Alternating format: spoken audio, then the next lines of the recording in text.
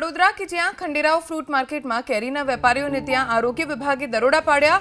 કેરીની સીઝન છે ત્યારે કેટલાક લેભાગુ તત્વો કેરીને સમય કરતા વહેલી પકવી લોકોના આરોગ્ય સાથે ચેડા કરતા હોય છે। ત્યારે આજે વડોદરામાં આવેલા ખંડેરાવ ફ્રૂટ માર્કેટમાં કેરીના વેપારીઓને ત્યાં આરોગ્ય વિભાગે દરોડા પાડ્યા, જેમાં કેરીના બોક્સમાંથી ઇથેનોલ રાઇપનર પાવડરની પડીકી મળી આવી। આ ઇથેનોલ રાઇપનર પાવડર કેરીને સમય કરતા વહેલી પકવવા માટે ઉપયોગમાં લેવાય છે। જો કે આ પાવડરના ઉપયોગ માટે FSSAIની મંજૂરી છે, પરંતુ એક વાત એ પણ છે કે આ પાવડર શરીર માટે હાનિકારક છે।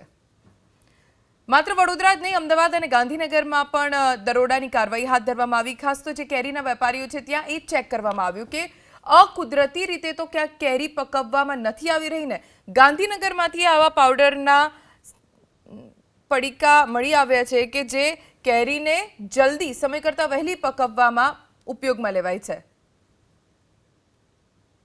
વડોદરા કોર્પોરેશનના અધિકારીઓ આપ જોઈ શકો છો કે કેરીઓનું ચેકિંગ કરી રહ્યા છે। આ પહેલા અનેક વેપારીઓના ત્યાં ચેકિંગ થઈ ગયા છે, કેરીઓનું ચેકિંગ કરી રહ્યા છે।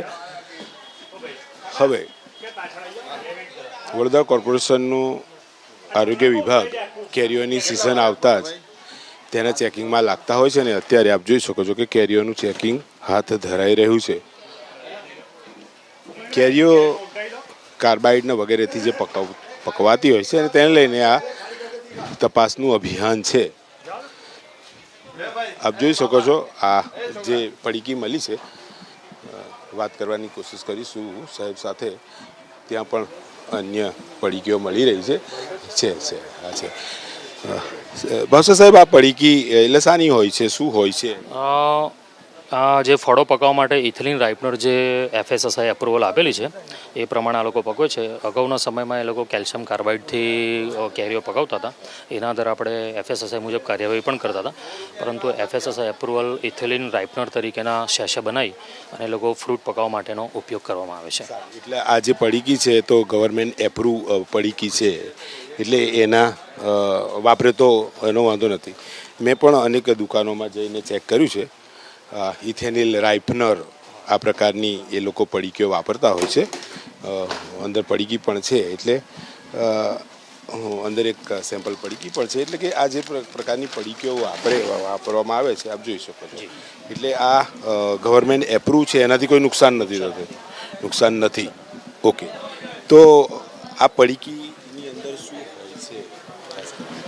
ઇથિલિન રાઇપનર એના કન્ટેન્ટ્સ એ તો હું લેબોરેટરી આધારે જ કહી શકું, કારણ કે અમને જે ગાઈડલાઇન પ્રમાણે જે FSSAIએ કહ્યું છે કે આ આપણે એપ્રુવલ આપેલી છે તો એ પ્રમાણે આપણે એમને પરમિશન આપી શકીએ। એ જે કેલ્શિયમ કાર્બાઇડ યુઝ કરતા હતા, જેનો ઉપયોગ ફળો પકાવવા માટે થતો ન હતો, તેના આધારે આપણે FSSAI મુજબ કાર્યવાહી પણ કરતા હતા। એટલે ફળો પકવવા જે લોકો અંદર પડીકીઓ નાખતા હતા એ જે માનવ માટે કહી શકાય કે ક્ષતિ હાનિકારક હતું। જી જી, જે હાલ હવે જોવા નથી મળતું। આપણે કેટલી વાર અવારનવાર પણ ઇન્સ્પેક્શન કર્યા હતા, પણ કેલ્શિયમ કાર્બાઇડનો ઉપયોગ કરવામાં આવતો નથી એની ખાતર। જી, તો વડોદરામાં કાર્યવાહી હાથ ધરવામાં આવી છે, જ્યાં આરોગ્ય વિભાગે દરોડા હાથ ધર્યા અને જ્યાં ખોટી રીતે સમય કરતાં પહેલાં કેરી પકવવામાં આવતી હતી ત્યાં વેપારીઓની સામે કાયદાકીય કાર્યવાહીની શરૂઆત પણ કરી છે।